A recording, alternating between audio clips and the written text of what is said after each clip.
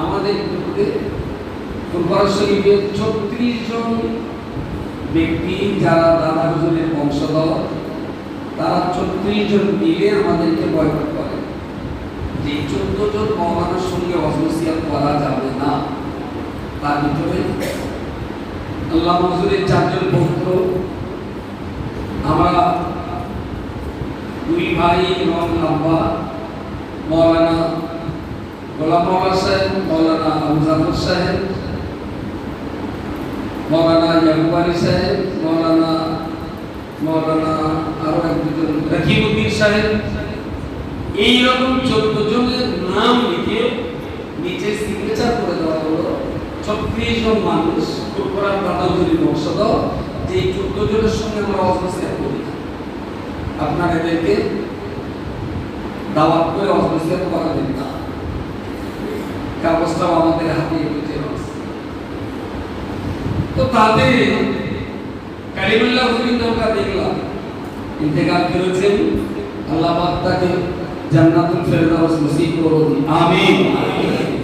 তো আমরা একটা ফোন করলাম, আমি বললাম হযরত এরকম একটা কাগজ পেয়েছি,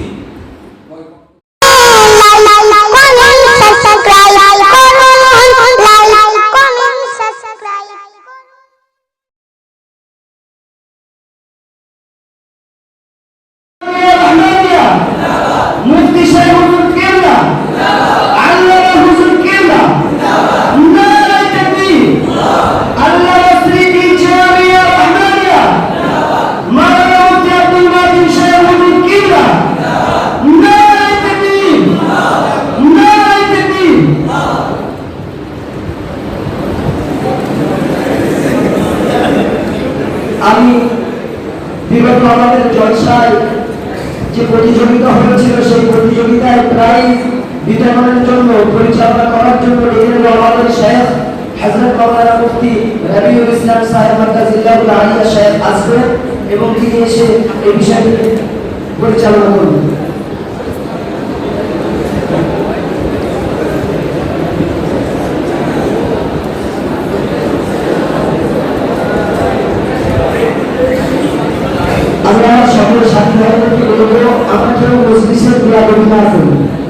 আমাদের রাস্তা বাণী যদি হয়ে থাকে, আমরা সুন্দরভাবে বসে পড়ি আদর শৃঙ্খলাকে বজায় রেখে।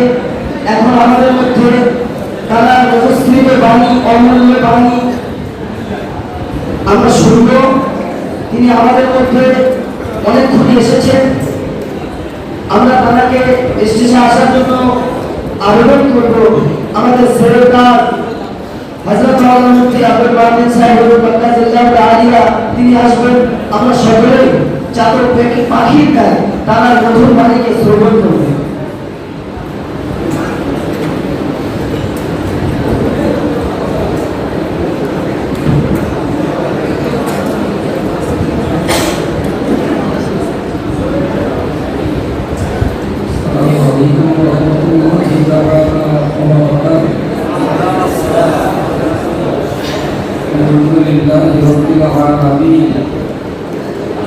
والعاقبة للمتقين والصلاة والسلام على رسوله الكريم وعلى آله وصحبه وأزواجه وذرياته وأهل بيته أجمعين، أما بعد. أعوذ بالله من الشيطان الرجيم. ادعو إلى سبيل ربك بالحكمة والموعظة الحسنة. قال رسول الله صلى الله عليه وسلم: إنما أنا بعثت معلما. صدق الله مولانا العظيم وصدق رسوله النبي الكريم،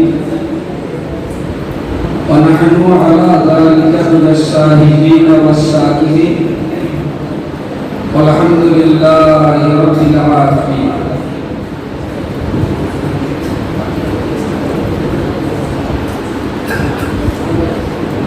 رب اشرح لي صدري ويسر لي امري واحلل عقدة من لساني يفقهوا قولي.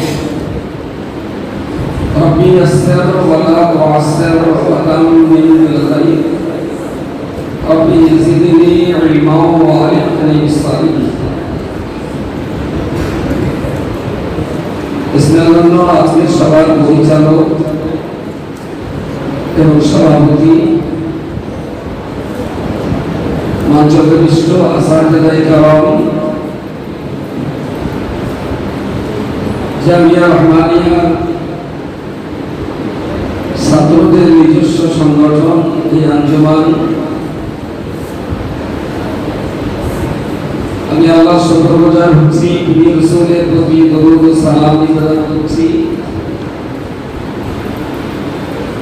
যাদের একান্ত চেষ্টা মেহনত এবং পরিশ্রমের ফলে এই সুন্দর পরিবেশ তৈরি হয়েছে তাদের সকলের প্রতি আমার আন্তরিক স্নেহ স্বীকার করছি আজকে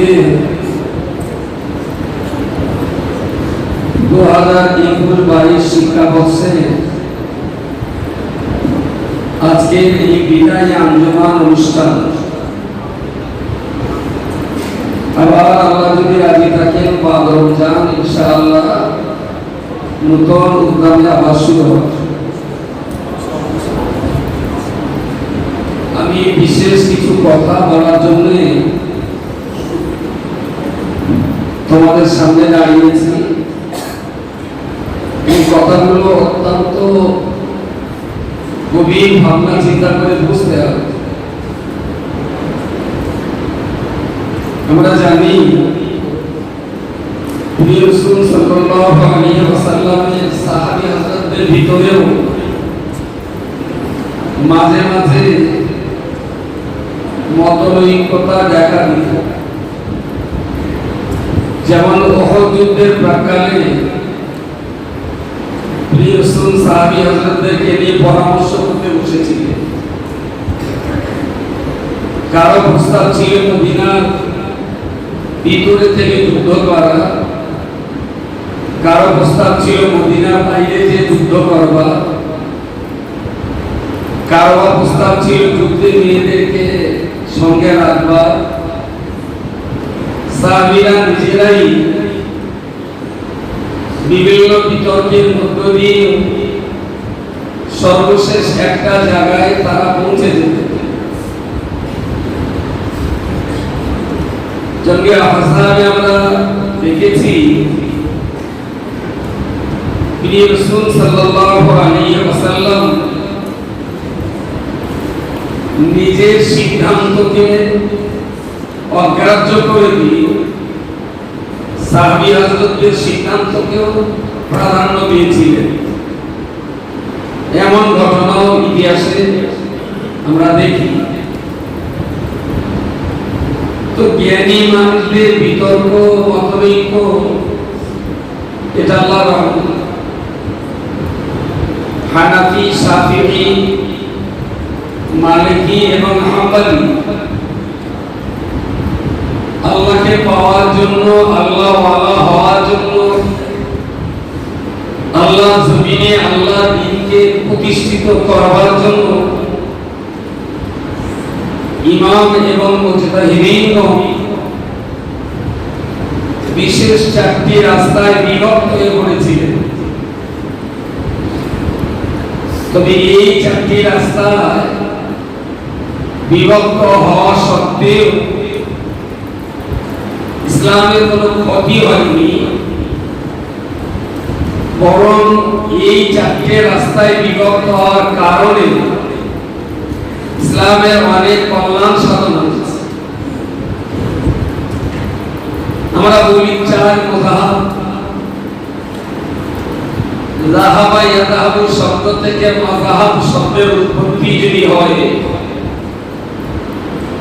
তাহলে মাযহাব শব্দের বাংলা অর্থ কি হতে পারে? তাড়াতাড়ি একজন বলতে হবে। মাযহাব মানে इसमें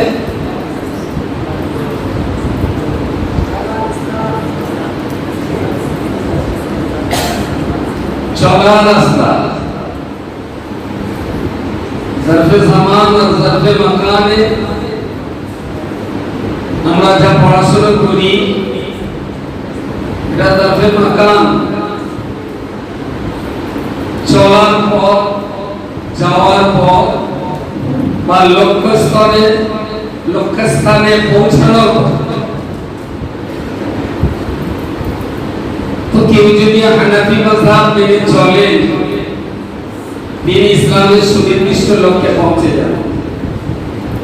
কেউ যদি শাফিঈ, হাম্বলি বা মালিকি মাযহাব অনুসরণ করে চলেন, তিনিও তার গন্তব্যস্থলে পৌঁছে যাবেন। এই জন্য পূর্বকালের বড় বড় মুহাক্কিকিন পণ্ডিতগণ তারা বলেছেন, এই চারটি মাযহাবে সম্মিলিত নামই হলো আহলে সুন্নাত ওয়াল জামাআহ। তো কেউ হানাফি, কেউ শাফিঈ, কেউ মালিকি, কেউ হাম্বলি, এনারা প্রত্যেকেই নিজ নিজ জায়গায় সফল। বিতর্ক ছিল, কেউ বা ইশার ভিতরে কানুন পড়েছেন, কেউ বা ফজরের সুন্নাতে কানুন পড়েছেন। বিতর্ক, লেকিন শত্রুতা তৈরি হয়নি। বিতর্ক ছিল এবং আজও আছে, কিন্তু কেউ কারোর দুশমন হয়নি। এর একমাত্র কারণ ছিল যে প্রত্যেকটা দল নিয়ন্ত্রণ হতো খুব যোগ্য, বিজ্ঞ, জ্ঞানী আলেম দিনের দ্বারা, যারা অত্যন্ত প্রতিষ্ঠিত জ্ঞানী মানুষ। তো একটা জ্ঞানী মানুষের সঙ্গে আর একটা জ্ঞানী মানুষের ভিতরে কি নিশ্চয়ই রহমত নাযিল হয়। ওয়াজাদিলুহুম বিল্লাতী হিয়া আহসান, এটা অত্যন্ত ভালো। তো আজকের দিনে আমরা যে বিতর্কের জায়গায় এসে হাজির হয়েছি, অত্যন্ত প্রিয় মনে করি। আমি দুটো কথা বলবো আজকে, এই জন্যই বলবো, যুগ যুগ ধরে এই বিতর্ক যদি আলেমে আলেমে হয়, এটা খুব কল্যাণ আছে। কিন্তু বারবার ভয় লাগে কোরআনে ওই আয়াতটার দিকে তাকালে, ওয়াইদা খাতাবাহুল জাহিলুনা ক্বালু, আর এখানে শান্তি আছে। এর অতিরিক্ত বাড়াবাড়ি করলেই অশান্তি। আজ থেকে 24 বছর পূর্বে এই বিতর্কের দুঃখজনক সূচনা হয়, দুঃখজনক সূচনা। এবং সেই সূচনা যেখানে উৎপত্তি ছিল, সেই সমস্ত জায়গার দিকে লক্ষ্য করেই কোরআনের এই আয়াত নাযিল হয়েছিল, ওয়াইদা খাতাবাহুল জাহিলুনা ক্বালু সালাম। ওই ধরনের জায়গাগুলো না থাকলে হয়তো কোরআনের এই আয়াতের প্রয়োজন হতো। খুব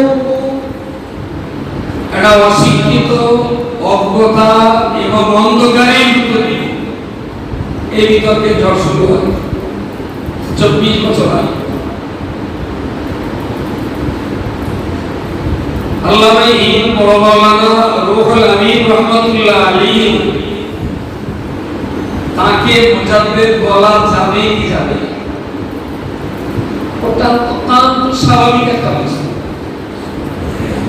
মুজাদ্দিদ সম্পর্কে কোরআন সে আপনার হাদিস শরীফে যে সমস্ত ব্যাখ্যা বিশ্লেষণ এসেছে, তাতে तमाम দুনিয়া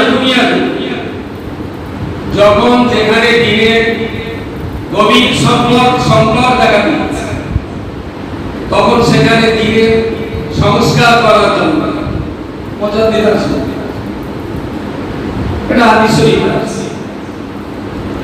এখন রুহুল আমিন সাহেব মুজাদ্দিদ কি না, এটা নিয়ে অনেক মশলা মাসাইল বা গবেষণা করি। কিন্তু আমি একটা জিনিস ভালোভাবে জানি যে ডাক্তারের ঔষধে রোগ সারা না সারা নির্ভর করে না, রোগী রোগী ডাক্তারকে ডাক্তার বলে ডাকে না নাম ধরে ডাকে? আমি আবার ডাক্তারের ঔষধকে রোগীর রোগ সারবে কি সারবে না তার নির্ভর করে না রোগী ডাক্তারকে কি বলে ডাকে তার উপর। কারণ ডাক্তারের নাম সিরাজুল ইসলাম, এরকম সবাই তাকে ডাক্তার বলে ডাকে। ডাক্তারের বাবার প্রচন্ড মাথার যন্ত্রণা, বললো সিরাজুল আমার খুব মাথার যন্ত্রণা, একটা ওষুধ থাকে তো দাও। সিরাজুল যে এক পিস ওষুধ নিয়ে আব্বাকে খাইয়ে দিল, আল্লাহ রহমত হলো তিনি সুস্থ হলেন। এটা একটা কেস। গ্রামে থার্ড ক্লাসের জন ব্যক্তি তাকে থার্ড পার্সেন্ট কোন ব্যক্তি তাকে ডেকে বললেন সিরাজ ভাই তুমি কেমন ভালো ডাক্তার, আল্লাহ তোমার বড় ডাক্তার, তা তুমি আমার গ্রামের লোকসভের ব্যাপারে একটু গরিব মানুষের দেখো। তো কথা বলতে না বলতে আরেকজন গরিব মানুষ এসে বললেন ওরা একটা ডাক্তার আমার না প্রচন্ড পেট যন্ত্রণা করেছে, ও ডাক্তার তুমি আমার দুটো ওষুধ দেবে। তা ডাক্তার দুটো ট্যাবলেট বা ক্যাপসুল দিয়ে বললেন এটা রাত্রে খাওয়ার পর খেয়ে দেবে। বললো ডাক্তার বাবু আল্লাহ তোমাকে বাঁচিয়ে রাখুন ডাক্তার, তোমার মতো ডাক্তার দেশে থাকা খুব দরকার। ডাক্তার ডাক্তার তুমি না খুব ভালো ডাক্তার আমাদের গ্রামে, তোমার মতো ডাক্তার আমাদের গ্রামে ছিল না। বাড়িতে যে ওষুধটা আমাদের মাথায় লেগে রোগীটা শুয়ে পড়েছে। আমি দুটো রোগীর কথা বলছি, একজন রোগী ডাক্তারকে ডাক্তার বলে দিয়ে সিরাজুল ইসলাম বলেছে কিন্তু ডাক্তারের ওষুধটা খেয়েছে। আর একজন রোগী মিনিটে 33 বার ডাক্তার বলেছে কিন্তু ওষুধটা আলমারির মাথায় তো আছে। এখন এই ডাক্তার বলে লাভটাই বা কতটা, আর সিরাজুল ইসলাম বলে নাম ধরে ডেকে ওষুধ খেয়ে ক্ষতিটাই বা কতটা আমি জানি না।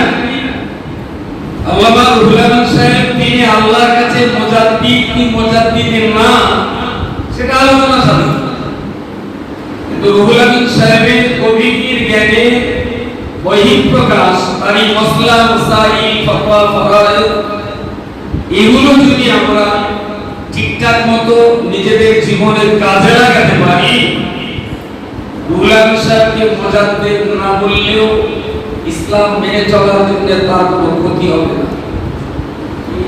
আবার কেউ যদি মিনিটে 33 বার রুহুল আমিন সাহেবকে মুজাদ্দিদ বলে, আল্লামা বলে, পীর বলে, কিন্তু তার মসলা মানে না, এই মানুষটার পক্ষে কি ইসলামের উপরে জীবন যাপন করা সম্ভব? তো তিনি মুজাদ্দিদ কি মুজাদ্দিদ না, আল্লামা কি আল্লামা না, এটা থাকবে না। মূল লক্ষ্য একটা জায়গায় তার গবেষণা লক্ষ্য শরীয়তে সেই ফল আমরা ভোগ করতে পারছি কিনা। কিন্তু বিতর্ক যারা তুললেন তারা বললেন না, রুহুল আমিন সাহেবকে যারা মুজাদ্দিদ বলবে তাদের সব বিবিধা হয়ে যাবে। আমি জানি না, তবে আমার যতটুকু জানা বোঝা আছে হযরতরা সব বলেছেন যিনি নবী তাকে নবী বলা ফরজ ওয়াজিব বলতেই হবে, কিন্তু যিনি কিতাবপত্র পড়ে মাওলানা হয়েছেন তাকে যে মাওলানা বলে ডাকাটা ফরজ বা ওয়াজিব এমনটা মনে হয় শরীয়তে নেই। তো টাইটেল বসলে যদি মাওলানাই বলতেই হয় তাহলে নামাজ পড়ে বছর তাহলে এরও বলতে হবে নামাজি আব্দুল হামিদ। ও বাচ্চারা তো রোজা রাখে, তাহলে ওরে রাখতে গেলে বলতে হবে রোজাদার মোহাম্মদ গোলাম রাসূলুল্লাহ। ও বাচ্চারা তো মসজিদে 10 বস্তা সিমেন্ট দেয়, তাহলে ও রাখতে গেলে বলতে হবে দানকারী মোহাম্মদ হইবার রহমান। তে দান করেও যদি শুধু হবিবাদ থাকে, ও পড়েও যদি শুধু আলমগীর থাকে, এর উদাহরণেও যদি শুধু গোলাম রসুল থাকে, এ তাছাড়া টাইটেল পাস কিতাবপত্র পড়ে শুধু আব্দুল মাতিন থাকে না, তাতেই যথেষ্ট। আমার তো মনে হয় না যে টাইটেল পাস করলে মাওলানা বলতেই হবে শরীয়তে এমন কোনো বাধ্যবাধকতা আছে, কোরআন মুখস্থ করলে হাফেজ বলতেই হবে। জাস্ট মানুষের পরিচিতির জন্য যে লোকটা মাওলানা, এটা শুনে যেন গ্রামের লোক তার কাছ থেকে কিছু মাল কিনতে পারে। ও তাহলে এক দোকানে বলা হচ্ছে এই লোকটা হাফেজ, ঠিক আছে, তাহলে হবে কি আমার কোরআন যখন ভুল হয়ে যাবে তখন তার কাছ থেকে ঠিক করে দেবে। সমাজের এই কল্যাণের জন্য কাউকে মাওলানা বলা যেতে পারে, কারণ হাফেজ পরিচিতি থাকতে পারে।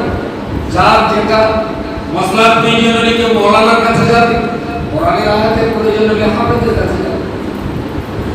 কিন্তু অত্যন্ত আশ্চর্যজনক ভাবে দেখছি আমার এই রাজ্যে যে তার কাছে কিয়ামত পর্যন্ত সাধনা করে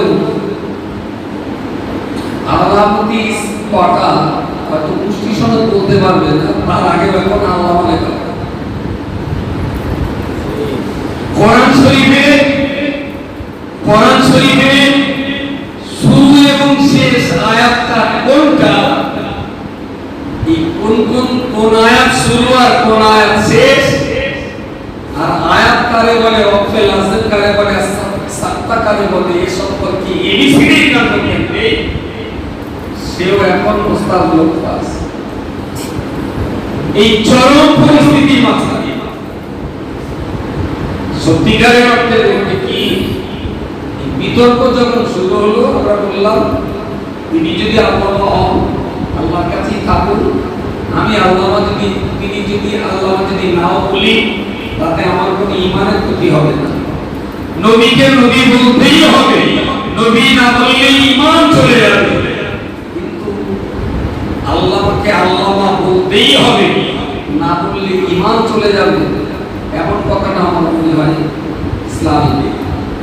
তো তিনি যদি মুজাদ্দিদ হন, আল্লাহর কাছে তার মর্যাদা আরো বৃদ্ধি হোক।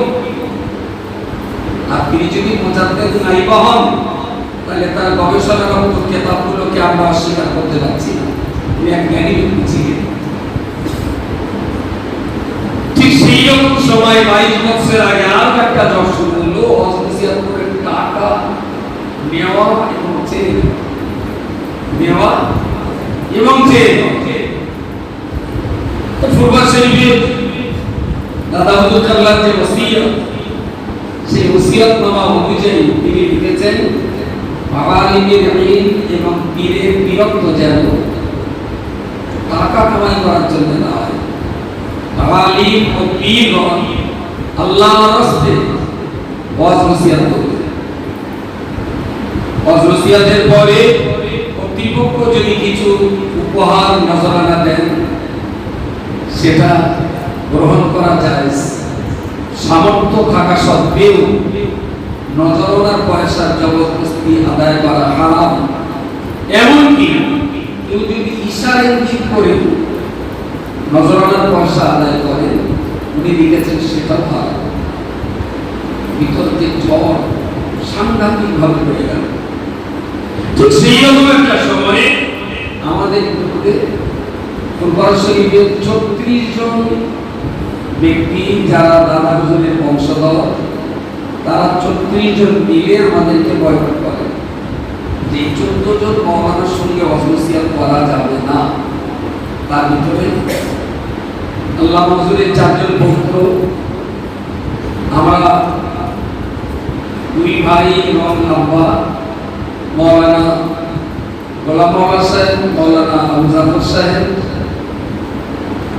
মাওলানা ইয়াকুব আলী সাহেব, মাওলানা আরো একজন রাকিবউদ্দিন সাহেব, এইরকম 14 জনের নাম লিখে নিচে সিগনেচার করে দেওয়া হলো। 36 জন মানুষ ফুরকান দাদাউদ্দিন বংশধর, যে 14 জনের সঙ্গে আমরা অসোসিয়েট করি, আপনারা এদেরকে দাওয়াত করে অসোসিয়েট করাবেন না। কাগজটাও আমাদের হাতে রয়েছে। তো তাদের কালিমুল্লাহ হুজুরকে দেখলাম ইন্তেকাল করেছেন, আল্লাহ পাক তাকে জান্নাতুল ফেরদাউস নসিব করুন, আমিন। তখন একটা ফোন করলাম, আমি বললাম হযরত এরকম একটা কাগজ পেয়েছি, বয়কট করেছেন আপনারা 36 জন মিলে 14 জন মানুষকে, তো সেই 14 জনের ভিতরে আমি আব্দুল মাতিন আমার নাম আছে, আবার যারা বয়কট করেছেন 36 জনের ভিতরে আপনার সিগনেচারটাও আছে, এই সিগনেচারটা কি আপনার? বলে না। আমি হুজুর এই মায়ের লেখা আছে যে এই 14 জন ব্যক্তি আল্লামা রুহুল আমিন সাহেবকে মুজাদ্দিদ বলায় এবং ফুরফুরা পিসাবদের ইহেনাত করায় আমরা এদেরকে ফুরফুরা সিলসিলা থেকে বয়কট করে দিলাম। তা আমি সেই 14 জনের ভিতরে একজন, তো আপনার কাছে জানতে চাচ্ছি যে আমি ফুরফুরা পিসাবদের কোথায় ইহেনাত করেছি আর কবে কোথায় রুহুল আমিন সাহেবকে মুজাদ্দিদ বলেছি, দুইজন সাক্ষী সহ প্রমাণটা আপনার কাছে যাচ্ছে। অনেক সময় চুপচাপ থেকে আমার উত্তর দিয়ে বলেছিলেন, আব্দুল মাতিন তুমি তো জানো আমি আমার মায়ের একা, ওতে সই না করলে ইব্রাহিম বলেছেন আমার উপরা কবর দিতে পারে, আমার জানাজা করবে না, আমি খুব নির্যাতনের শিকার হয়েছি, আমি সই দিতে বাধ্য হয়েছি। তাই বললাম হুজুর তাহলে আপনার এই কথাটা পাবলিককে বলে দেয়। না বাবা বলো না, তাহলে আবার আমরা মানব। আমার ঠিক আছে, আপনি যখন জুলুম অত্যাচার নির্যাতনের শিকার হই জবরদস্তি সই করেছেন, তো আপনার কৈফিয়ত আপনি দেবেন, আমার উপরে আপনার কোনো অভিযোগ থাকলে বলতে পারেন। বলছেন না, আমি সাহাবকে কেটে দিলাম, কাটা মেরে বললাম আল্লাহ যদি রাজি থাকেন এর পরের সাক্ষাৎ হাসরের মাঠে আপনার সঙ্গে হবে, আর কোনদিন সাক্ষাৎ তিনি আমার সঙ্গে চলে গেছেন, আল্লাহ তাকে জান্নাত নসিব করুন, এটা আমি দোয়া করতেই পারি। সেই থেকে নিয়ে এই 22 বছর আমরা বয়কট হয়ে গেছে। বয়কটের মূল কারণ যেটা লিখেছে যে রুহুল আমিন সাহেবকে মুজাদ্দিদ বলা এবং ফুরফুরা পিসাবদের ইহেনাত করা, বশির হুজুরকে নিয়ে সেই সময় একটা দুরন্ত রকমের ছলক। আমার কাছে আজও 138 খান ইশতেহার আছে, 138 খান ইশতেহার। ছোট হুজুরের পুত্র ইব্রাহিম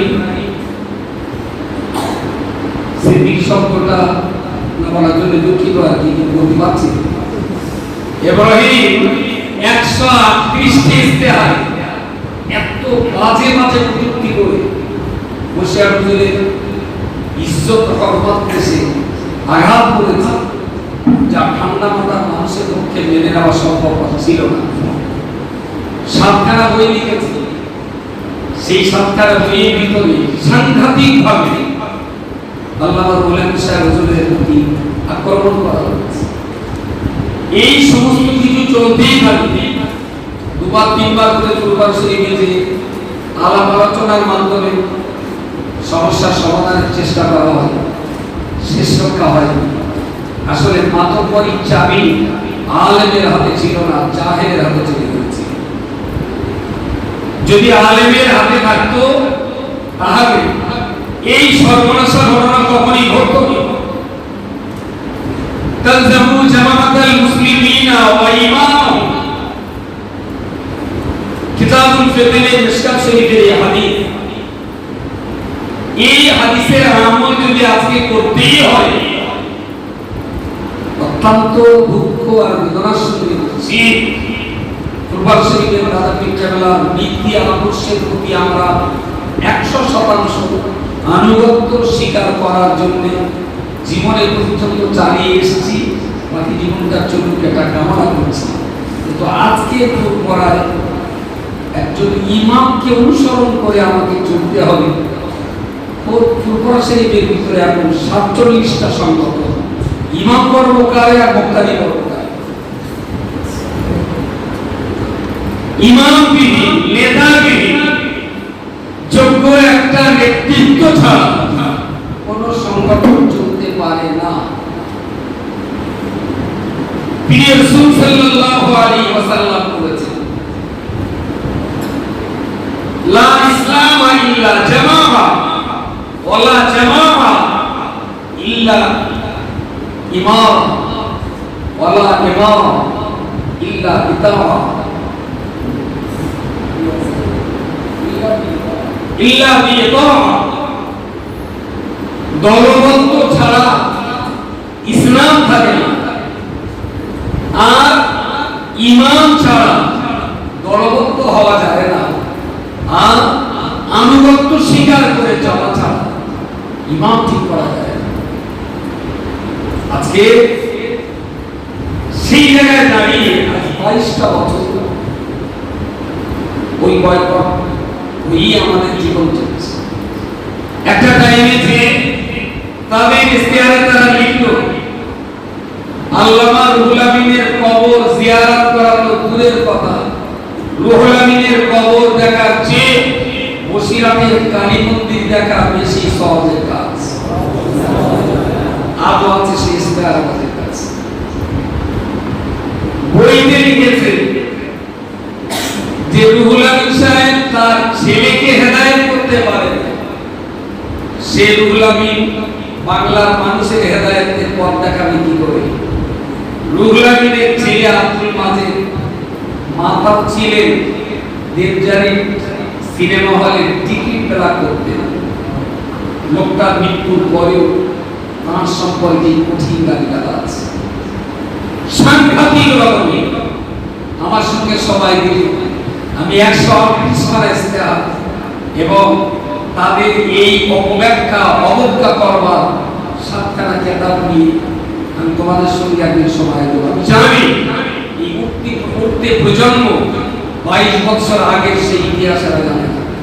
হয়তো এদের মনে কোনো তোমাদের মনে কোনো ধারণা তৈরি হতে পারে যে দাদা হুজুরের জন্য আমাদের নিবেদিত প্রাণ, যে বসিরহাট হুজুরের কথা ছাড়া আমাদের বক্তৃতা শেষ হয় না, যে দাদা হুজুরের বসিরহাট হুজুরের মিলিয়ে সালাম রেসানি ছাড়া আমাদের দোয়া মুনাজাত শেষ হয় না। আজকে সেই দাদা হুজুরের বংশের মানুষ কেন আমাদের বিরুদ্ধে কথা বলে, আবার সেই বসিরহাট হুজুরের বংশের মানুষের বিরুদ্ধে কেন আমাদেরকে কথা বলতে হয়? হয়তো বা তোমাদের মনের ভিতরে অনেক প্রশ্ন জাগে। আমার মনে হয়েছে যে প্রশ্নগুলোর উত্তর তোমাদের জেনে রাখা উচিত। ইশতেহারগুলো এবং বইগুলো লিখে যেভাবে একজন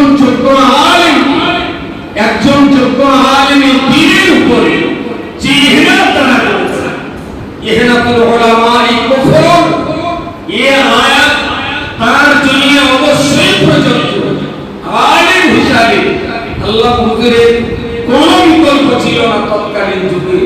আর সেই ধরনের একজন আলেমের ইন্তেকালে 60 বছর 70 বছর পরে যে রুহুল আমিন সাহেবকে দেখে দাদা বিশ্বাস দাঁড়াতেন আর বলতেন, আমি তোমার দেহ দেখে দাঁড়াই না, তোমার ভিতরে আল্লাহ যা এই দিয়েছেন আমি সেই ইলমের ইজ্জত করতে দাঁড়াতে বাধ্য করি। যে রুহুল আমিনের ইজ্জতে দাদা হুজুর দাঁড়িয়ে যেতেন, সেই দাদা হুজুর বসে হুজুরের ইন্তেকালের 60 বছর পরে সেই দাদা হুজুরের বংশে কেউ না কেউ বসিরহাট হুজুর যেইভাবে গালিগালাজ করবে, অবজ্ঞা করবে, এর জন্য আমরা ওদের অপেক্ষায় ছিলাম না। 4 বছর বয়কট থাকার পর সরকুল আমিন সাহেব আমাদেরকে ডেকেছিলেন যে চলুন ক্ষমা চেয়ে আসি। আমি বললাম কিসের ক্ষমা? তা বলছে না, কিন্তু ওরা বয়কট করে দিয়েছে, চলো ক্ষমা চেয়ে আসি, তাহলে বাইরে ঘাটে দাঁড়াতে হবে না। তাহলে আপনি বলছেন কি করে? রুহুল আমিন তো আপনার দাদা, আমার দাদা, মাজেদ মিয়া আপনার বাপ, আমার বাপ, তারা আমাদেরকে গালি দিল, আমাদের পূর্বপুরুষকে গালি গালাজ করলো, আমরা তাদের কাছে ক্ষমা চাইতে যাব, এটা কি করে হয়? বললো না, ও নবী পাকের কি গোনা ছিল? গোনা না থাকলেও তো তওবা করা যায়। আমি ওটা যদি আপনি জানেন তাহলে আম্মা জান আয়েশা সিদ্দিকা রাদিয়াল্লাহু তাআলা আনহার উপরে যে ইলজাম লাগানো হয়েছিল তার তওবা করাটা একটু খুঁজে দেখাবেন। আসলে নামটাই তো জানা নেই, তো অঙ্কটা বসবে কিভাবে সেটা আমি তো জানি। সকলের বিষয় তো জীবনে কোনো মাদ্রাসায় পড়ে, কোন হাই স্কুলে পড়া, উচ্চ মাধ্যমিক পাস।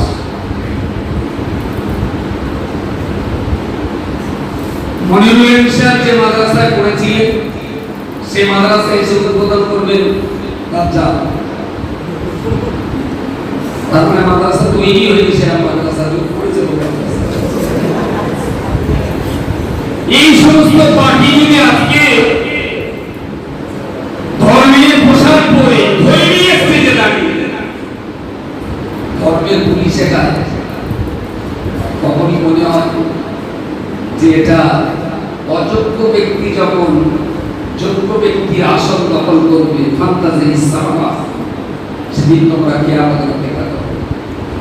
কবি আব্দুল রহিম সাহেব মারা গেছেন, আল্লাহ তার কবরকে নূর দিয়ে নূরে মুনাওয়ার করে দেন, বলুন আমিন। ছোট্ট করে দুলাই কবিতা লিখেছেন, বহুত খুঁজিয়া কামেল পীরে কম পাই সন্ধান, পীরের পোশাক বই আছে গায়ে মালাউন শয়তান। বহুত খুঁজিয়া কামেল পীরে কম পাই সন্ধান, পীরের পোশাক বই আছে গায়ে মালাউন শয়তান। পীর কখনো শয়তান হয় না, শয়তান কখনো পীর হয় না। তবে ইবলিস পীরের পোশাকটা ধার করে তো করতে পারে। আজকের দিনের কঠিন বিপদ হলো এই জায়গাটায়। ওরা চার ভাই যে আবার লিখে দিয়ে আসবো, আমরা যা ভুল করেছি ক্ষমা করা হোক, সিলসিলার স্বার্থে আমাদেরকে আবার খিদমতের সুযোগ দেওয়া হোক। খিদমত মানে মাও আবার অসোসিয়েট করতে দেওয়ার টাকা কামাই হবে না, চলে গেল। আরো যারা ছিলেন তাদের ভিতরে আরো দু তিনজন ক্ষমা চেয়ে আসলেন। আমাদেরকে বারবার বলা হতো একবার ক্ষমা চাইতে, আমরা ক্ষমা তো চাইবই না, উপরন্ত যতদিন বসিরা হুজুরকে যারা গালি দিয়েছে, যারা অপমান করেছে, যারা আল্লামার গোলামীর এলেমের অবজ্ঞা করেছে, হেদায়েত যারা করেছে, ওরা যতদিন পর্যন্ত এই অবজ্ঞা কথা উইথড্র না করবে ততদিন পর্যন্ত ওদের মুখ দেখতে চাই না, তাতে কপালে চা আছে। কারণ একটু জানি যারা এই কাজটা করেছে, যে বা যারা এই কাজটা করেছে তাদের ভিতরে ইলমের আইন শব্দটাই করবে না, আইন অক্ষরটাই করবে না। তো তাদের কাছে ক্ষমা চাওয়া আর তাদের কাছে মুড়ি দেওয়া সমান, এটা তো সম্ভব। সুতরাং অনেকে ক্ষমা চাইলেও আমরা চাইতে পারিনি। আজও আমরা আমাদের জায়গায় দাঁড়িয়ে আছি। আর 22 বছর আগে তখন আমার বক্তৃতার ধরন একটু অন্যরকম ছিল। আমি কত জায়গায় বলেছি, ওই আসলে তখনকার দিনে নেতা মানলে নেতার কথা মতো চলতে হবে, পিঁপড়ে কামড়ালি করতে হবে, ভিতরে একটু পিঁপড়েটা মারবো, যে তোমার মাথায় মারতে হবে, কিছু করার ছিল। ভয় যখন করে দিলে আমি বললাম তাহলে আজকের থেকে আমি গালির নামে ছেড়ে দেওয়া সামনে। কারণ গলায় তুই থাকি, কোনো অন্যায় করতে গেলে আমাকে তুলে তুলে টানো না, তো গলার না একটা বলে না, গলা না তুড়ি, আমি তুড়ি যখন কেটে গেছে আজকে পুরো গালির নামে ছেড়ে দেওয়া সামনে। যখন তখন যাত্রার ভাড়া হবে, যখন তখন যে করে দোকানে যাবো, আমার নামে কোনো কেস হবে না। চুটিয়ে লড়াই চললো, তখনই চিন্তা হলো স্বাধীনভাবে মুক্ত চিন্তা করে, চিন্তা হলো যে কাজ করা লাগে। খাড়োয়া মাদ্রাসা, ভবনপুর মাদ্রাসা ছিল, তাল পাতার ছাপনি, তাল পাতার ছাপনি, সেখানে মন্দির হলো। আরো যে সমস্ত মাদ্রাসাগুলো ছিল, নতুন মাদ্রাসা করার ভাবনা, পুরনো মাদ্রাসাগুলো জাঁকজমক করার ভাবনা, অল ইন্ডিয়া সুন্নতের জামাত দিয়ে আরো বড় করে প্রচার করবার ভাবনা, মাগরিবি মঙ্গল আঞ্জুমান ওয়াইজিনকে প্রতিষ্ঠিত করার ভাবনা। মাগরিবি মঙ্গল আঞ্জুমান ওয়াইজিন আমার জন্ম দেওয়া হয়, কুমরা বিশ্বাসুল্লাহ আলমদিন সংগঠন করতেন। তাদের ইন্তেকালের পরে প্রায় 70 বছর কেটে গেল, সেই সংগঠনকে করেনি। বিশ্বাসুল্লাহ জীবনী করে দেখলাম তিনি একটা সংগঠন করতেন, মাগরিবি মঙ্গল আঞ্জুমান ওয়াইজিন। 7 জন আলেমকে ডেকে বসিরহাটের আশার আলো ভবনে 2006 সালে মাগরিবি মঙ্গল আঞ্জুমান ওয়াইজিনের প্রথম কমিটি হলো।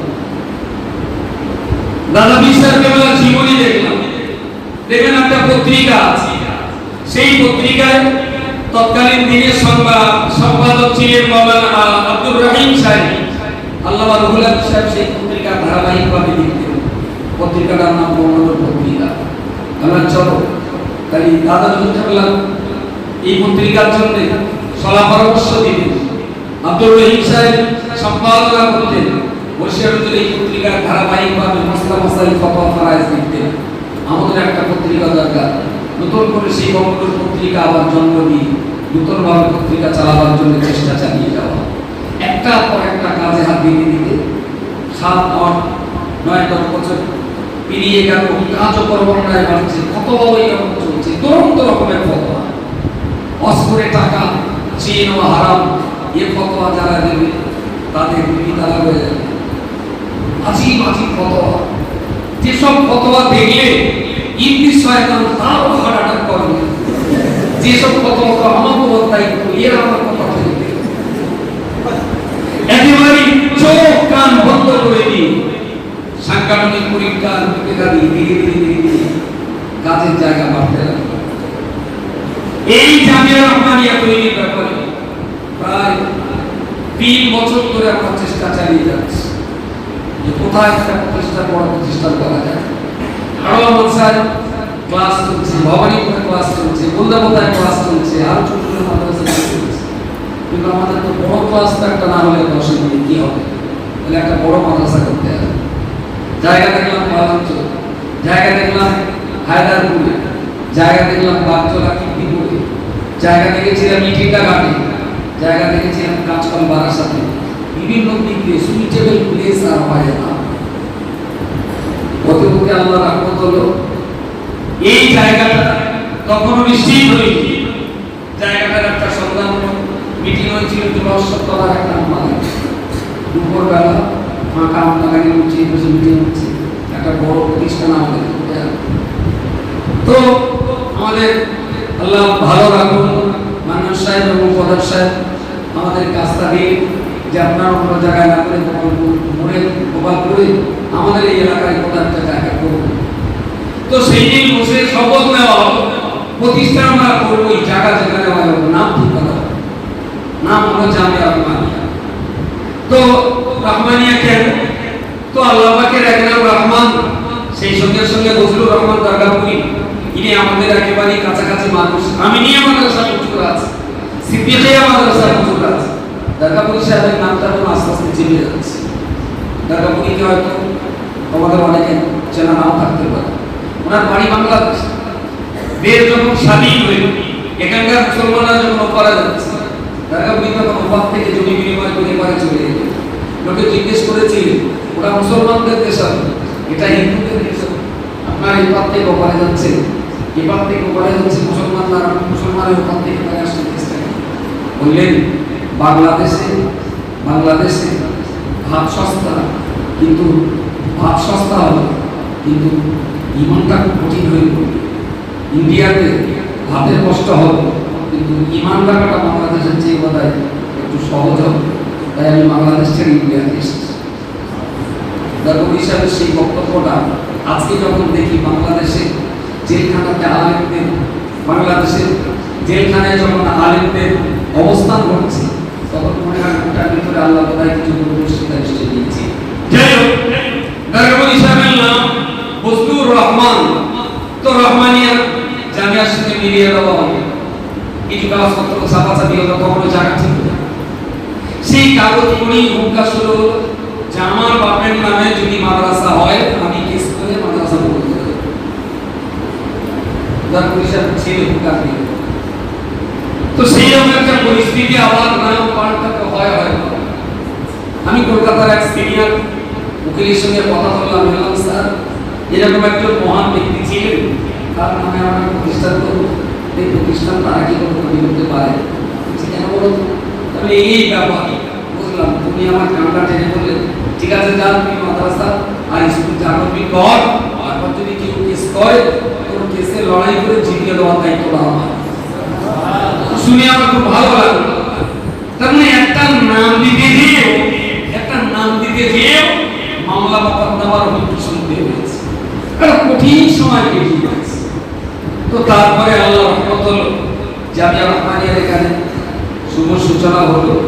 আজকে এই 13টা বছর আল্লাহ রহমতে খুব সুন্দরভাবে ভালোভাবে আল্লাহ চালিয়ে দিচ্ছে।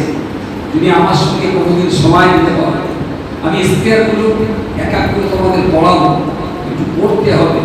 কেন এই রাজ্যের বৃহত্তর বিচ্ছিন্নতাবাদী আলেমাবাদের একটা দল, আর কেনই অল ইন্ডিয়া সুন্নাতুল জামাত আর মাহমুদি মঙ্গল আঞ্জুমান ওয়াইজিনের এই সংগঠনগুলো আলাদা একটা জায়গায় অবস্থান করছে।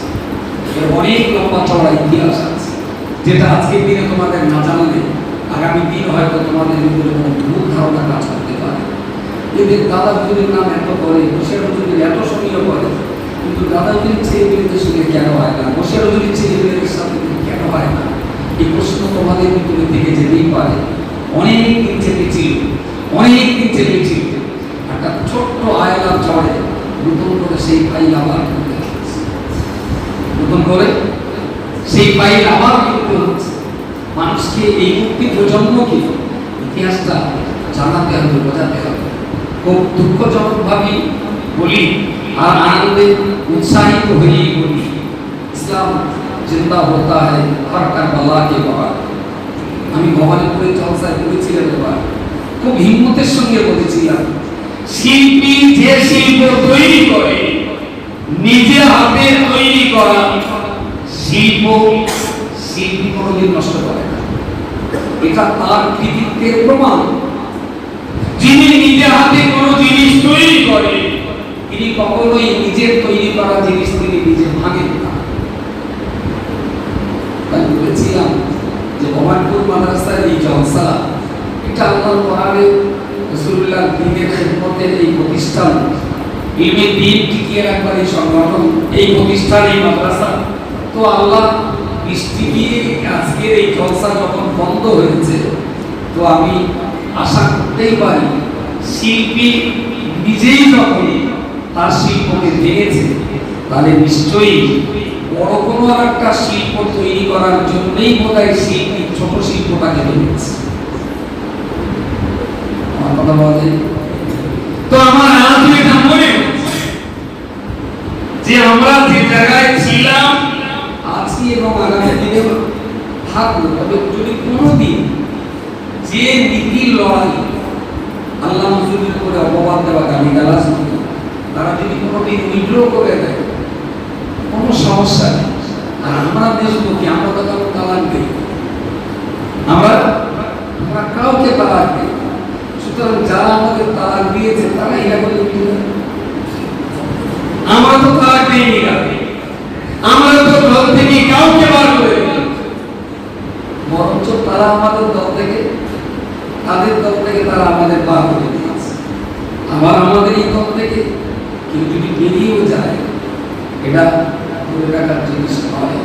তবে নিজের বিবেকের কাছে একটা কঠিন প্রশ্ন চিহ্ন বারবার বিমানে, যে ভদ্র পোশাকের মানুষটার সঙ্গে 40 বছর ধরে সংসার করেছিলাম, আমরা এত বড় অপদার্থ যে পোশাকই ভুলে গিয়েছিলাম, পোশাকের আড়ালে বোধ হয় আমাদের দেখা হচ্ছে। এইটাই বিবেকের দর্শন, বাকি কারোর প্রতি অভিযোগ, কারোর প্রতি অভিযোগ সংগঠন তারা জায়গায় থাকে। যদিও বিতর্কিত, যদিও কিছুটা বিতর্কিত, হযরতে আব্দুল্লাহ ইবনে সামাদ রাসূলুল্লাহর ওহী এবং 42 জনের ভিতরে একজন কাতিব ওহী আব্দুল্লাহ ইবনে সামাদ। রাসূলুল্লাহ যাকে তাকে ওহী লেখার দায়িত্ব দিতেন না, কোরআনের আয়াত লেখার দায়িত্ব মানে কি, একেবারে উদাস মুমিন না হলে ওহী লেখার দায়িত্ব তাদের উপরে পড়তো না। এমন 42 জন কাতিবে ওহী যারা ছিলেন, তাদের ভিতরে একজন আব্দুল্লাহ ইবনে সামাদ। কেউ কেউ নামটা নিয়ে বিতর্ক করে বলেছেন না, ওটা এই আব্দুল্লাহ ইবনে সামাদ নয়, অন্য একজন আব্দুল্লাহ। ওহী লেখার দায়িত্ব পাওয়া সত্ত্বেও নাম তার চাই হোক, তিনি এককালে ইসলাম থেকে মুরতাদ হয়ে বেরিয়ে গিয়েছিলেন, তার ইসলামের পদ্ধতি এত কাছে, এত নিকটে না হলে ওহী লেখার দায়িত্ব পাওয়া যেত না। সুতরাং আমি খুব খোলাখুলি বলছি, জামিয়া রহমানিয়া আজকে যে জায়গায় এসছে, নতুন করে আমাদের ভাবতে হচ্ছে, নতুন করে ভাবতে হচ্ছে। ভাবতে মানে আমরা ছোট ছোট মানুষগুলো তৈরি করেছিলাম যে ওখান থেকে ছেলেকে একটু সাহেরা বলে ওখান থেকে এখানে নেব। জামিয়া আমাদের আমার কোনো কালে নিয়ে ছিল না, ক্লাস 5 থেকে জামিয়া পড়ি। একেবারে শুরু থেকে 2009 সালের ঘরোয়া মাদ্রাসার ক্যালেন্ডার যদি কারোর বাড়ি থাকে 2009 না বাংলা 1400 নয়, বাংলা সালে 1400 নয় ক্যালেন্ডার তখন আমি লিখতাম। কোথাও যদি একটা ভালো জায়গা যদি পাওয়া যায়, মুখতাসার মিশকাত আল বুখারীর জন্য উচ্চ পর্যায়ে বিশ্ববিদ্যালয় একাডেমির আমরা একটা প্রতিষ্ঠান করি। আমি 4-5 বছর ধরে হাওড়া ক্যালেন্ডার লিখতাম। পুরনো সেই ক্যালেন্ডার কোথাও থাকলে আজ আমার সেই লেখা সাক্ষী দেবে।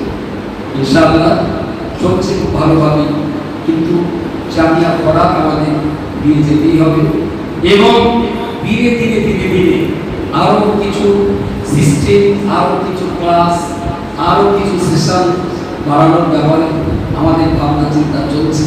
তোমরা যারা পড়াশোনা করছো, আমি আবার বলছি তোমাদেরকে গভীর মনোযোগ দিয়ে পড়া এবং শিক্ষাটাকে হাতিয়ার করে নিয়ে হক বাতিল জেলা একটা সাংঘাতিক কঠিন জায়গায় পশ্চিমবঙ্গ। এখানে ভেতরে কোরআন থাকার না তার বাইরে বাড়িটা খুব বড় বড় পাওয়া যায়। এখানে ভিতরে ইসলাম থাকার নাইবা থাক জামা টুপি আর হাজিরমাটা বহুত পাওয়া যায়। কারণ যে ইসলাম মার্কেটে কিনতে পাওয়া যায় পশ্চিমবঙ্গে সেই ইসলামের উৎপাদ খুব বেশি। আর যে ইসলাম ভিতর থেকে তৈরি করতে হয় সেই ইসলামের অভাব পশ্চিমবঙ্গে খুবই কম। জামা হাঁটুর নিচে পর্যন্ত সুন্নত, এটা অনেক পাওয়া যাবে, কারণ এটা মার্কেট থেকে পাওয়া যায়। তুমি মাথায় দেওয়া সুন্নত, এই সুন্নতটা মার্কেট থেকে পাওয়া যায়। দাড়ি রাখাটা ফরজ, এটা রাখলে পয়সা নিচে যায়। কিন্তু কোরআন শরীফ শিখতে গেলে সাধনা করতে হয়, ভিতরের এই ইসলামটা পশ্চিমবঙ্গের পাওয়া। আর সেই অভাব মোচন করবা 100 ইউনিটের দায়িত্ব তোমাদেরকে পালন করতে হবে ধীরে ধীরে ধীরে। বাংলার প্রান্তে প্রান্তে সেই অভাব তোমাদের পালন করবার দায়িত্ব নিতে হবে। আমি খুব ছোট করে কয়েকটা কথা বলেছি, আমার সঙ্গে সময় দিয়েছি। তোমাদের মনের কোনো প্রশ্ন থাকলে আমি ইস্তেহারগুলো তৈরি করি, আবার তোমাদের সঙ্গে খুব ভালো করে তোমাদের বুঝতে হবে, খুব ভালো করে তোমাদের এটা মাথায় রাখতে হবে। শেষ কথা বলবো, আবু সালিমের বক্তব্যটা আমি শুনেছি, দুটো ভুল কথা বলেছে, ধরে দিতে হবে। আল্লাহর প্রশংসা করতে করতে বলেছে বিশ্ব বিধাতা, বিশ্ব বিধাতা মনে নেই বলেছিল না? বিধাতা শব্দটা আল্লাহর ক্ষেত্রে প্রযোজ্য না। বিধাতা বাংলা স্ত্রীর শব্দ আছে, সুতরাং আল্লাহর ক্ষেত্রে বিধাতা শব্দ তো বিধাতা শব্দ আল্লাহর জন্য প্রযোজ্য হইল না। আর একটা কথা বলেছে, প্রিয় রাসূলের প্রতি সীমাহীন দরুদ ও সালাম। আচ্ছা, বান্দা যা কিছু করে তাকে সীমা পাই, বান্দা যা কিছু করে সবই সীমাহীন। আল্লাহ দয়া, আল্লাহ করুণা, আল্লাহর এই সীমার বাইরে। বান্দার কোনো কাজ সীমার বাইরে না, প্রত্যেকটার একটা বাউন্ডারি আছে। তো ভাষাগুলো আমার খুব ভালো লেগেছে। তার আগে একজন বক্তৃতা করছিলেন, সব বিষয় তাকে আর কি আটকে দিয়েছেন, ঠিকই হয়েছে। আমি লাইভটা ডিলিট করতে বলেছিলাম, ও একেবারে আবেগে উৎফুল্ল হয়ে বলল দিল্লির লালকেল্লায় একদিন ইসলাম। এই কথাগুলো খুব ভয়ঙ্কর, খুব ভয়ঙ্কর। দিল্লির লালকেল্লায় পতাকা তোলার দায়িত্ব আমাদের না, আমাদের দায়িত্ব প্রত্যেকের নিজের বাড়ির সাথে পতাকা। তুমি তোমার বাড়ির সাথে পতাকা তুলে দাও, যেটা ইসলামী রাষ্ট্রতন্ত্র। ইসলামী রাষ্ট্রতন্ত্র এমিটে বাস করতে গেলে জোহরের নামাজ পড়ে ভাত খাওয়া দাও। আমারই রাজত্বে বসবাস করতে গেলে ফজর পড়ে কোরআন তেলাওয়াত করে তবে চা পুরিয়া বিস্কুট। আমারই রাজত্বে বাস করতে গেলে মেয়েদের হিজাব ছাড়া বাইরে যেতে পারবে না। প্রত্যেক মুসলমান নিজের বাড়ির ইসলামের পতাকা তুলুন। দিল্লিতে ইসলামের পতাকা তোলার জন্য ইমাম মেহেদী আছে। এখন যারা ঠিক বলছে তোমার ভাই ঠিক বলেছে। আবেগে নয়, বিবেক দিয়ে যাচাই বাছাই করে কথা বলতে হবে এবং খুব সতর্কতার সঙ্গে আমাদের যদি একবার কথা বসতে যায় সে কথা ফিরিয়ে নেওয়া যায় না। আমি সেদিন বলেছিলাম কোনো দিন তোমাদের এই বক্তব্য সরাসরি লাইভে দেবে না প্লিজ। এটা তোমার শিখছো এখন, তোমাদের একটু ভুল হবে, ভাষার ভুল হবে, আয়াতের ভুল হবে, ব্যাখ্যার ভুল হবে। কোনো দিন আঞ্জুমানের কোনো আলাপ আলোচনা কোনো তেলাওয়াত কোনো কিছু ডাইরেক্ট লাইভে দেবে না, রেকর্ড করে রাখো, পরে শোনো, ত্রুটি বিচ্ছুতি ভুল করে গেলে সেগুলো কাটিং করে বাদ দিয়ে আমার কথা কি বোঝা গেছে? যেদিন তোমরা প্রতিষ্ঠিত বক্তা হবে সেদিন ডাইরেক্ট লাইভ হবে। আজকে তো তোমরা নিজেরা লাইভ করছো, পশ্চিমবঙ্গের কয়েক কোটি মানুষ অপেক্ষা করছে তোমাদের বক্তৃতা লাইভ করার জন্য। সেদিন বেশি দূরে নয়, তোমাদের বক্তৃতা লাইভ করার জন্য কয়েক কোটি মানুষ তারা অপেক্ষায় আছে। ত্রুটি বিচ্ছুতির জন্য ক্ষমা চেয়ে নিচ্ছি, অনেকটা সময় লেগেছে, কিন্তু অত্যন্ত প্রয়োজন বিদায় আমার বারবার মনে হয় যে আজকের ফজিলত তো জানবে না, আজকের ফজিলের ইতিহাস জানা নেই, একটুখানি না জানালে হয়তো আমাদের সম্পর্কেও এই ফজিলের একটা অন্য ধারণা জন্ম নিতে পারে।